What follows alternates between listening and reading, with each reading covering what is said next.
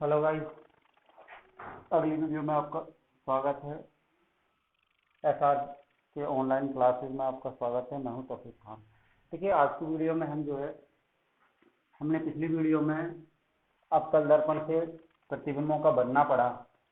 हमने उनमें 6 जो स्थितियां थी उन सबको हमने स्पष्ट रूप से क्लियर किया था कि प्रतिबिंब कहाँ और कैसा बनता है। उसके बाद हमने जो है ना अवतल दर्पण के प्रयोग पढ़े थे। अब अगला जो बिंदु है, आज हम जो है उत्तल दर्पण से प्रतिबिंबों का बनना पड़ेंगे। देखिए, वैसे तो उत्तल दर्पण से केवल 2 स्थितियां दिखा रखी हैं, लेकिन इसमें जो स्थिति जो पहली थी कि वस्तु जब अनंत पर रखी हो तो प्रतिबिंब कहाँ बनता है। अब देखिए, ये बेसिकली आपको समझ में आ गया होगा कि जब वस्तु अनंत पर रखी तो प्रतिबिंब यदि और केवल यदि फोकस पर बनता है। अब उन दोनों स्थितियों को हम क्लियर करेंगे। देखिए ध्यान से, उत्तल दर्पण से प्रतिबिंब का बनना। अब मैं उनको एक बार पुस्तक में लिख देता हूँ। देखिए, पहली स्थिति जो है जब वस्तु अनंत पर,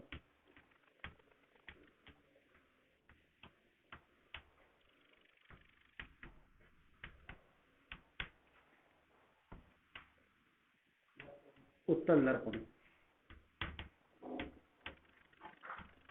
और मैं आपको बता चुका हूँ कि जब एग्जाम में जो भी चीज़ें आएंगी तो उसमें जो भी अवतल दर्पण पूछे, अवतल दर्पण से पूछे, अवतल लेंस से पूछे, अवतल लेंस से पूछे, वो जो है ना आपको पुस्तक में लिखा हुआ मिलेगा, दिखा हुआ मिलेगा। तो देखिए, वही चीज़ आप पढ़ रहे हैं हम किससे, उत्तल दर्पण से। तो सबसे पहले क्या काम करना है, उत्तल दर्पण का चित्र बनाना है। तो देखिए, उत्तल दर्पण के बारे में भली भांति पहले से मैं बता चुका हूँ, आप पढ़ चुके हो कि कटे हुए गोले के अगर हम आंतरिक भाग पर, धसे हुए भाग पर किसी परावर्तक पदार्थ रजत या निकिल की पॉलिश कर दे तो फिर वो जो है ना उत्तल दर्पण बन जाता है। ठीक है, तो ये उत्तल दर्पण हमने लिया है। फिर क्या करना है, फिर आपको मैं बता चुका हूँ। फिर इसमें मुख्य खींचना है। मुख्य को वही चीज आप इधर से ले लो, आप दोनों तरफ खींच सकते हो, उसमें मैं पिछली वीडियो में बता चुका हूँ आप। ठीक है, तो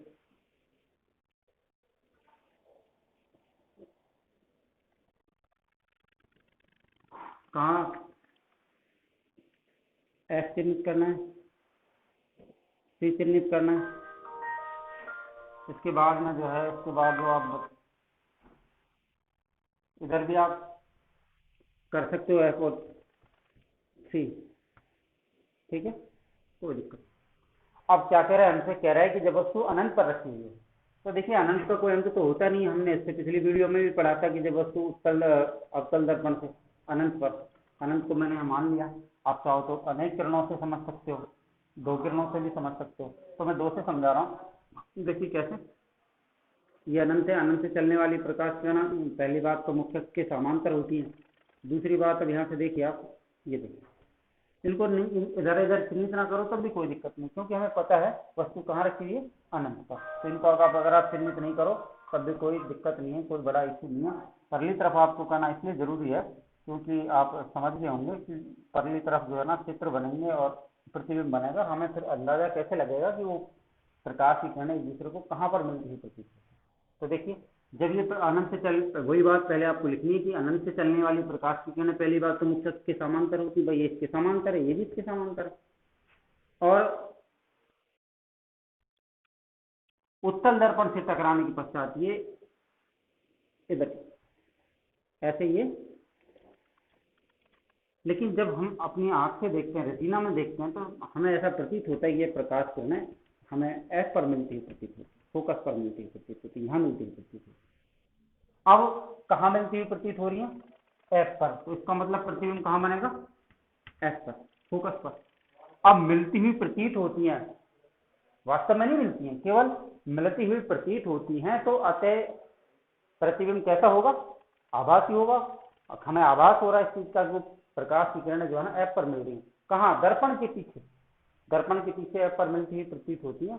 अतः प्रतिबिंब कैसा होगा, आभासी होगा। आभासी को आप काल्पनिक भी कह सकते हो, आभासी होगा।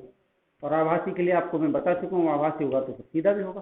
मैंने पिछली वीडियो में आपको चारों अवतल दर्पण, उत्तल दर्पण, उत्तल लेंस, अवतल लेंस, उनके बारे में बता दिया कि इनसे बनने वाले प्रतिबिंब सदैव कैसे होते हैं। तो आपको ये बात पहले से पता है, मैं बता चुका हूँ पिछली वीडियो में कि उत्तल दर्पण से बनने वाले प्रतिबिंब आभासी और सीधे होते हैं।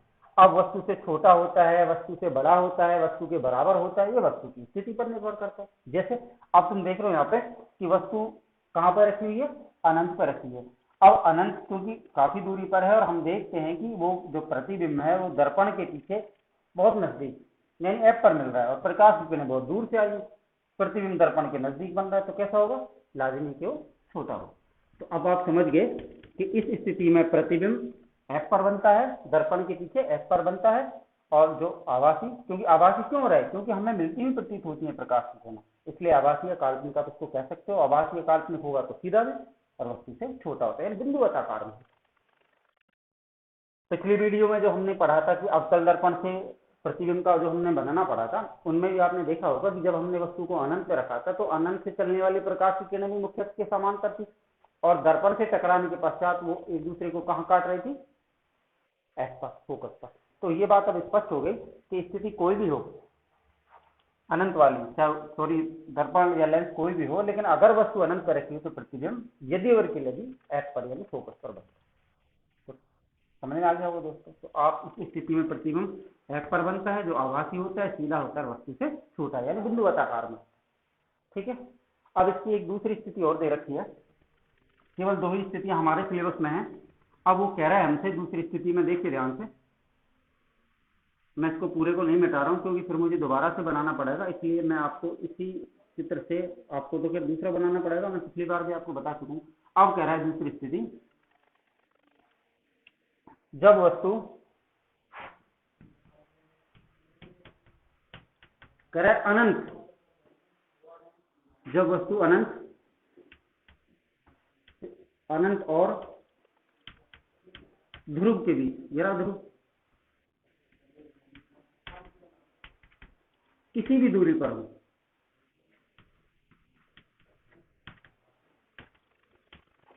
किसी भी दूरी पर रखी हो या स्थित हो। ठीक है। अब वो कह रहा है हमसे कि वस्तु अनंत, भाई अनंत का मतलब पीछे परे, और ध्रुव, इन दोनों के बीच कहीं भी रखी हुई है, तो प्रतिबिंब कहाँ और कैसा बना। अब हमें ये सबसे बड़ी प्रॉब्लम ये है कि हम वस्तु को कहाँ रखें। वो कह रहा है कि अनंत और ध्रुव इन दोनों के बीच आप कहीं भी रख सकते हो, एफ पर रख सकते हो, एफ और सी के बीच रख सकते हो, सी से परे रख सकते हो, सी और एफ अनंत के मध्य रख सकते हो। तो अब जब हमसे कह रहा है कि हमें छूट दे रहा है कि वो वस्तु अनंत और ध्रुव के बीच कहीं भी किसी भी दूरी पर रखी हुई है, आप उसको कहीं भी रख सकते हो, क्योंकि हमें छूट दे रहा है। कह रहा है कि जब वस्तु अनंत और ध्रुव के बीच, ये अनंत और ये ध्रुव, इन दोनों के बीच कहीं भी आप रख लो और बताओ कि प्रतिबिंब कैसा बना।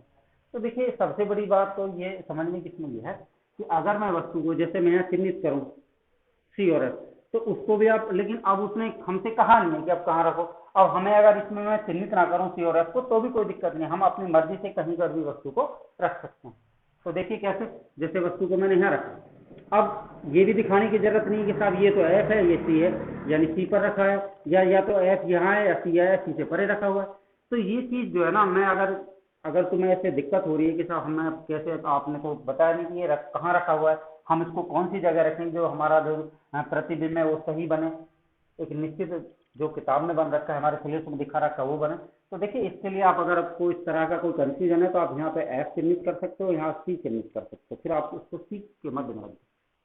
ठीक है, या आप एक काम करो, इसको सी और एफ के मध्य में रख दो, तो इससे कोई फर्क नहीं पड़ता। लेकिन हम देखेंगे कि ये जो हमने वस्तु रखी है, क्योंकि हमें किसी तरह का कोई बॉन्ड नहीं है कि हम वस्तु को अनंत पर ही रखें या सी से परे, अनंत और सी के मध्य रखें, अनंत और ध्रुव के बीच में आप कहीं भी इसको रख सकते हो, सी और एफ के मध्य में रख सकते हो, सी से पहले रखते हो, दर्पण के अत्यधिक नजदीक रख सकते हो। तो ये इस तरह से हम आप अंदाजा लगा सकते हैं। तो देखिए मैंने वस्तु को यहाँ रखा है, अब ये इसमें मैं तुम्हें फिर बता रहा हूँ, यहाँ चिन्हित करने की हमें कोई आवश्यकता नहीं कि साहब मैं इसको यहाँ तो एफ कहूँ या सी कहूँ, मैं तो इसका मतलब सी से परे रखूँ वस्तु को, या मैं इसको यहाँ सी कहूँ या एफ कहूँ तो सी और एफ के मध्य में रखूँ। तो आपको हमें इस तरह से कोई ये निश्चित उसने जगह नहीं बताई कि आप वस्तु को वहां रखो, लेकिन कह रहा है जो आप इन दोनों अनंत और ध्रुव के बीच में कहीं पर भी वस्तु को रख सकते हो, अब बता दो कि फिर प्रतिबिंब कहाँ बनाएंगे। ठीक है, तो अब देखिए यहाँ से इस वस्तु से चलने वाली प्रकाश किरण इससे टकराएगी और टकराने के बाद क्या करेगी, इसका तो काम क्या है इधर जाने का। ठीक है, फिर इससे कोई प्रकाश की किरण चली, इससे टकराए वो इधर को आ गई। तो अब देखिए ये जो प्रकाश किरण चली, तो लेकिन ये जो है हमें इधर तो चिन्हित करना ही पड़ेगा ऑलरेडी सी और एफ। तो ये जो है ना, इससे चलने के बाद ये प्रकाश की किरण यहाँ और ये इधर से है, यानी हमें ये जो है ना सी से पहले का मतलब, सॉरी एफ से पहले का मतलब ध्रुव और एफ के बीच, ध्रुव और भाई यहाँ मिलती है प्रतीत हो रही, एफ और ध्रुव के बीच बनता है। कहाँ? दर्पण के पीछे। कहाँ बनता है? दर्पण के पीछे। दर्पण के पीछे एफ और ध्रुव के बीच, यानी सी से पहले का मतलब ध्रुव और एफ के बीच बनता है। तो आपको लिखना है कि इस स्थिति में प्रतिबिंब एफ, ध्रुव जिसको आप पी कह सकते हो, वो कह सकते हो, और एफ जिसको फोकस कहते हैं, के बीच बनता है। कैसा कैसा है वो तुम जानते हो, आभासी, सीधा, और वस्तु से कैसा होगा? छोटा, क्योंकि हमने वस्तु को तो इसके अपेक्षा तो दूर रखा है, और प्रतिबिंब जो है दर्पण के नजदीक बन रहा है। तो नजदीक, जब दर्पण से प्रतिबिंब की दूरी नजदीक हो तो छोटा होता है, दर्पण से प्रतिबिंब की दूरी अधिक हो तो बड़ा होता है। किसके अपेक्षा? जहां वस्तु रखती है। ठीक है, तो अब तुम्हें पता लग गया कि प्रतिबिंब ध्रुव पी और एफ के बीच बनता है, आभासी होता है, सीधा होता है, वस्तु से छोटा होता है। तो केवल हमारे सिलेबस में ये दो स्थितियां दिखा रखी हैं, जब वस्तु अनंत पर रखी हुई हो, और दूसरी स्थिति है जब अनंत और ध्रुव के बीच किसी भी दूरी पर रखी हुई। तो आप ये समझ गए होंगे दोस्तों दोनों स्थितियों को। अब इसके बाद जो है ना हम उत्तल दर्पण के उपयोग करें।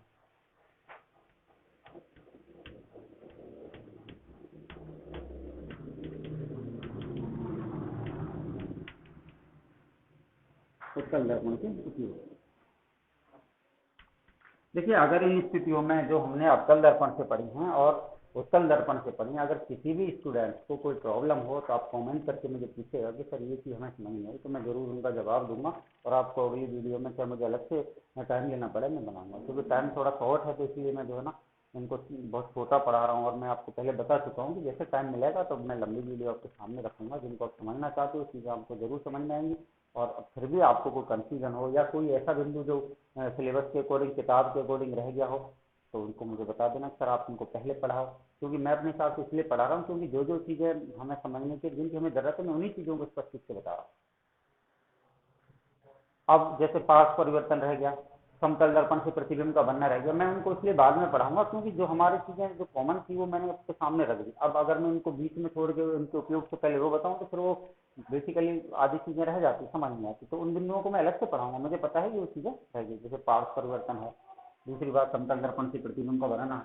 ठीक है, तो देखिए अब पढ़ रहे हैं हम लोग उत्तल दर्पण के उपयोग। देखिए उत्तल दर्पण का उपयोग आप वैसे जानते हो कि उत्तल दर्पण के मुख्य रूप से वैसे तीन ही उपयोग है। अब मैं उनको एक बार और आपको बता देना चाहता हूँ। उत्तल दर्पण का पहला उपयोग होता है गाड़ियों के पीछे के ड्राइवर जो लोग होते हैं ना, गाड़ियों में जो सामने का शीशा लगा होता है राइट हैंड पे, वो पीछे के दृश्य को देखने में इसका उपयोग होता है कि पीछे कोई वाहन तो नहीं आ रहा है या उसकी कितनी चौड़ाई से गाड़ी निकल जाएगी। तो वाहनों में, ड्राइवरों द्वारा वाहनों में पीछे के दृश्य, सड़क को जो पीछे का जिसका दृश्य होता है उसको देखने में उत्तल दर्पण का, दूसरा दर्पण के रूप में जिसका उपयोग होता है।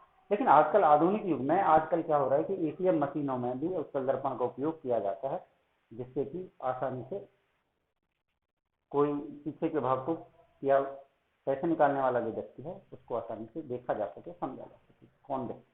तो इसके तीन उपयोग हैं। पहली बात तो वाहनों में पीछे के दृश्य को देखने में,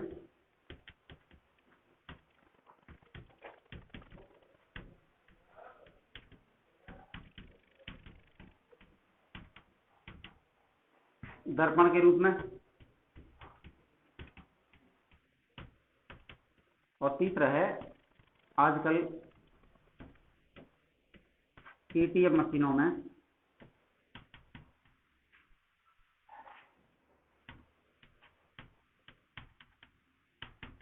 बस इतना छोड़ दो। एटीएम मशीनों में वो तुम्हें पता है कि एटीएम मशीनों में क्या होता है, पैसे निकालने वाले व्यक्ति की पूरी जानकारी, पीछे का पूरा भाग वो आसानी से देख कि कौन खड़ा हुआ।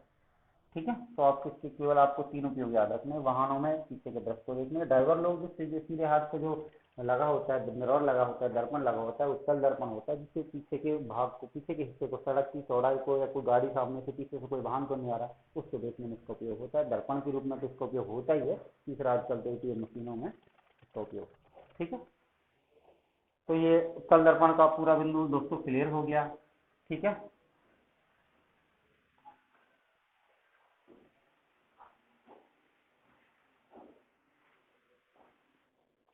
अब पढ़ेंगे हम प्रकाश का अपवर्तन, ठीक है। लेकिन अपवर्तन से पहले एक चीज और मैं आपको बता देना चाहता हूं। अपवर्तन से पहले जो चीज है दर्पण सूत्र और उसकी आवर्धन क्षमता, उसको भी समझना जरूरी है। लेकिन मैं चाह रहा था कि उनको मैं बाद में पढ़ाऊं, क्योंकि सवाल जो न्यूमेरिकल आएंगे वो इनसे ही होते हैं। अब चाहो तो उनको देख लो पहले, फिर आपको दिक्कत होगी, क्योंकि न्यूमेरिकल जो है ना।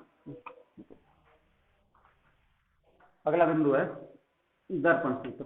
देखिए जो दर्पण सूत्र है और जो आवर्धन क्षमता है, इसको आपको केवल सूत्र याद रखना और देखना है सूत्र में क्या क्या होता है। देखिए मैं आपको, हमने अभी चिन्ह परिपाटी पढ़ी नहीं है। अब अगर आप चिन्ह परिपाटी को सुनना चाहते हो तो मैं आपको बता देता हूँ। वैसे मैं चिन्ह परिपाटी को लेंसों के से पहले पढ़ाता हूँ, क्योंकि लेंसों में इसका उपयोग अधिक, चिन्ह परिपाटी जो है कार्तीय पद्धति है वो अधिक उपयोगी होती है। अब अगर मैं आपको बताना चाहूँ कि चिन्ह परिपाटी क्या है, तो देखिए इसके नियम में बेसिकली आपको बता रहा हूँ। चिन्ह परिपाटी के नियम के अनुसार सभी दूरियां ध्रुव से मापी जाती है। अब वो ध्रुव क्या था, हम अगर मैं उसको देखिए मैं आपको एक बार बना देता हूँ, आप उसको बाद हम पढ़ेंगे, इसको बाद में उनको लिखवाना आप नोटिस करना। लेकिन मैं इसको थोड़ा बेसिक बता रहा हूँ जिससे कि आपको समझ में आ जाए कि दर्पण सूत्र क्या है और इसकी आवर्धन क्षमता क्या है। चिन्ह परिपाटी में देखिए इसको ध्रुव माना जाता है, इसको ओ कह लो, आप कह लो। तो देखिए चिन्ह परिपाटी के अनुसार सभी दूरियां ध्रुव से मापी जाती हैं। अब ध्रुव चाहे वस्तु बाईं हाथ की तरफ हो, दाईं हाथ की तरफ हो, ऊर्ध्वाधर हो, क्षैतिज हो, तो इसका चिन्ह परिपाटी का पहला नियम क्या है कि सभी दूरियां यहाँ से ध्रुव से मापी जाती हैं। दूसरा नियम क्या है इसका, दूसरा नियम इसका ये कि बिंब, बिंब का मतलब वस्तु को, बिंब का मतलब वस्तु से, वस्तु को हमेशा बाएं तरफ रखा जाता है, इस तरफ हाथ की तरफ रखा जाता है, वस्तु को हमेशा बाएं तरफ रखा जाता है। किसके अनुसार, चिन्ह परिपाटी के अनुसार वस्तु को हमेशा बाएं हाथ की तरफ रखा जाता है। तीसरा, ठीक है, कहां रखा जाता है वस्तु को। अगर देखिए इसको मैं एक्स अक्ष कहूं, इसको वाई और वाई अक्ष, ठीक है। तो अब देखिए आपको ये समझना है, इसको एक्स कहूं, इसको एक्स डैश कहूं, इसको इस तरह से कहूं, तो देखिए एक्स अक्ष के अनुदिश, इसको एक्स डैश कह लो, एक्स अक्ष के अनुदिश सभी दूरियां, एक्स अक्ष के अनुदिश इधर दाएं हाथ की तरफ, इस पर लिखना है दाएं, क्योंकि राइट हैंड है। एक्स अक्ष के अनुदिश सभी दूरियां धनात्मक ली जाती, ऑल पॉजिटिव। चौथा नियम क्या है, एक्स अक्ष के अनुदिश, लेकिन किधर, बाएं तरफ, इस तरफ जिधर वस्तु रखी होती है, बिंब रखा होता है, सभी दूरियां ऋणात्मक ली जाती। पांचवा, वाई अक्ष के अनुदिश, लेकिन किधर, ऊर्ध्वाधर, ऊपर की तरफ, सभी दूरियां धनात्मक ली जाती हैं। और वाई अक्ष के अनुदिश सभी दूरियां, वाई अक्ष के अनुदिश लेकिन कैसे, नीचे की तरफ सभी दूरियां ऋणात्मक ली जाती है। इनको हम पढ़ेंगे चिन्ह परिपाटी को, मैं थोड़ा सा बेसिक बताया जिससे कि आपको दर्पण सूत्र में कोई दिक्कत ना हो। इसको मैं लिखवाऊंगा, आप नोट कर सकते हो बाद में, मैं इनको बिंदुवत एक एक नियम को इसको लिखवाऊंगा, लेकिन ये मैंने केवल अवश्य बताया है चिन्ह परिपाटी का। तो ये कार्तीय पद्धति थी जिसको हम चिन्ह परिपाटी कहते हैं। इसके अनुसार हम सवालों में हमें कोई दिक्कत होती नहीं है, और उसके हिसाब से हम किसका मान धनात्मक लेना है, किसका मान ऋणात्मक लेना है, उसका निर्धारण इसके हिसाब से करते हैं। तो अब हम लोग पढ़ रहे हैं दर्पण सूत्र। देखिए दर्पण सूत्र क्या है, दर्पण सूत्र में हमारे पास तीन चीजें हैं, यू, वी और एस। अब ये यू क्या है, देखिए ध्रुव से बिंब की दूरी, बिंब का मतलब वस्तु से है, ध्रुव से बिंब की दूरी यू कहलाती है। इसी प्रकार ध्रुव से प्रतिबिंब की दूरी वी, ध्रुव से फोकस की दूरी एफ कहलाती। तो ये तीन राशियां हैं हमारे पास, यू जो बिंब से, ध्रुव से बिंब की दूरी है, बिंब का मतलब वस्तु है, वी ध्रुव से प्रतिबिंब, प्रतिबिंब का मतलब बिंब की परिछाया, भाई वस्तु का चित्र तो प्रतिबिंब क्या है, बिंब क्या है, वस्तु, प्रतिबिंब क्या है, उसकी परिछाया। तो वी क्या है, प्रतिबिंब, प्रतिबिंब ध्रुव से प्रतिबिंब की दूरी वी, और ध्रुव से फोकस की दूरी एफ। तो ये अगर मैं क्या काम करूं, इन तीनों राशियों को यू वी एफ को एक समीकरण द्वारा संबद्ध कर दूं, जोड़ दूं, तो ये सम्मिलित रूप से दर्पण सूत्र कहलाएगा। ठीक है, कैसे, अर्थात यहां लिखना है, यदि इन तीनों राशियों को, वो तीनों राशि क्या है, यू जो बिंब की दूरी है v, जो प्रतिबिंब की दूरी f, जो फोकस की दूरी को एक समीकरण द्वारा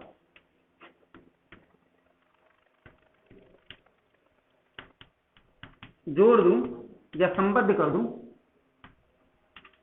तो क्या कहलाती है? तो यह दर्पण सूत्र कहलाता है।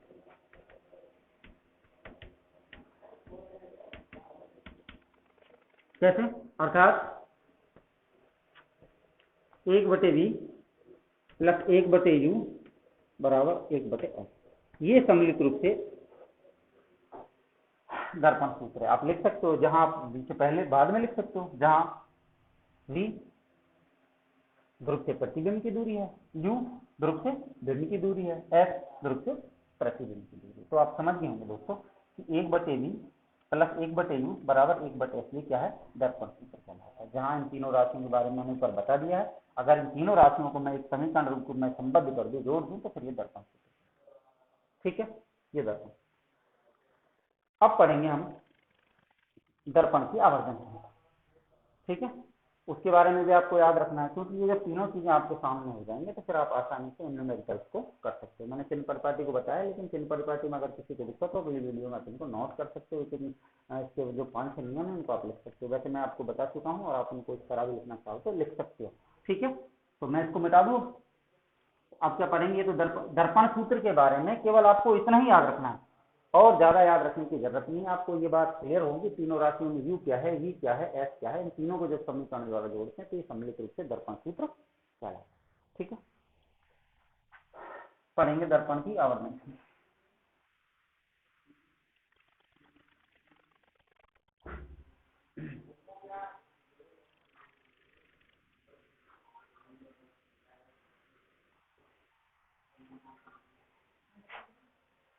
दर्पण की आवर्धन क्षमता क्या है?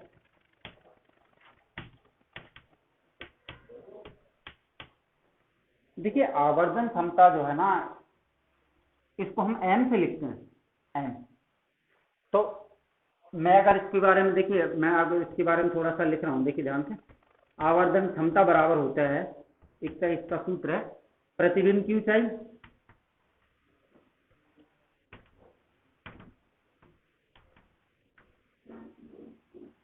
बटे बिंब की ऊंचाई। अब बेसिकली ऊंचाई को हम ऐसे लिख रहे हैं। मैं अगर क्या काम करूं कि आवर्धन क्षमता को तो m से व्यक्त करूं, बिंब की ऊंचाई को h डैश से, और प्रतिबिंब की ऊंचाई को h डैश से, और इसको h से करूं तो m बराबर क्या हो गया? h डैश बटे h।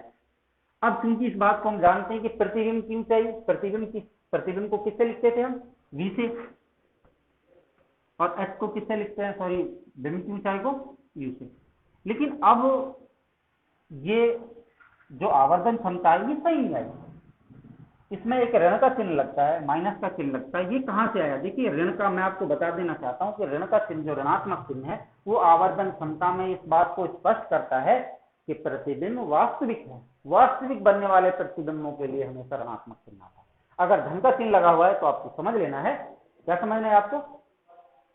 बताओ, मैंने जो भी बताया इसका मतलब है कि प्रतिबिंब आभासी या काल्पनिक है। तो आपको नीचे स्पष्ट रूप से लिख देना चाहते हैं, नोट बना के आप लिखना चाहो तो लिख सकते हो कि ऋणात्मक चिन्ह यहाँ लिखना है आपको। ऋणात्मक चिन्ह इस बात को प्रदर्शित करता है कि बिंब कैसा है, प्रतिबिंब कैसा है, प्रतिबिंब वास्तविक। और धनात्मक चिन्ह इस बात को प्रदर्शित करता है कि प्रतिबिंब कैसा है, आभासी या काल्पनिक। तो इस तरह से जो इसकी आवर्धन क्षमता है वो m बराबर -v बटे u, यानी इस बात को स्पष्ट हो गया कि इससे जो प्रतिबिंब है वो वास्तविक आवर्धन क्षमता में। मैं आपको बता चुका हूं कि माइनस का चिन्ह इस बात को प्रदर्शित करता है कि प्रतिबिंब कैसा है, बनने वाला प्रतिबिंब वास्तविक है। अगर धन का चिन्ह है तो समझ लेना कि प्रतिबिंब आभासी या काल्पनिक। तो आवर्धन क्षमता में आपको केवल इतना याद रखना है कि आवर्धन क्षमता m बराबर -v बटे u होती है, और दर्पण का जो सूत्र होता है वो होता है 1/v plus 1/v equal to 1/f।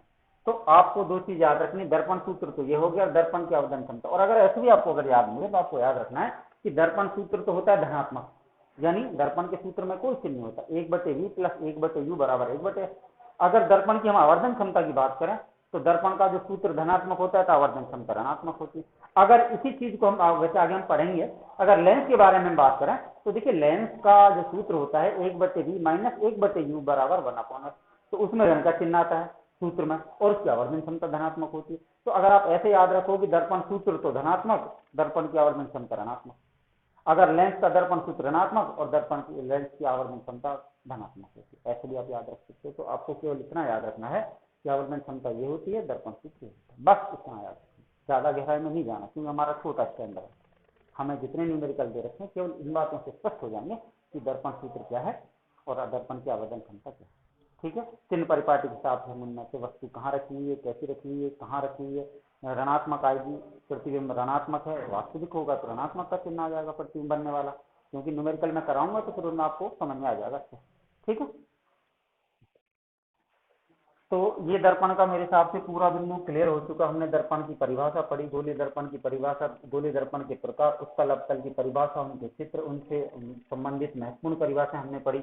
उनसे दोनों प्रकार में, अवतल दर्पण से हमने प्रतिबिंबों को बनना पड़ा, हमने 6 स्थितियां पढ़ी। उत्तल दर्पण से हमने प्रतिबिंबों का बनना पड़ा, हमने 2 स्थितियां पढ़ी। हमने दर्पण का सूत्र पढ़ा, दर्पण की आवर्धन क्षमता। तो दर्पण का पूरा बिंदु दोस्तों क्लियर। ठीक है।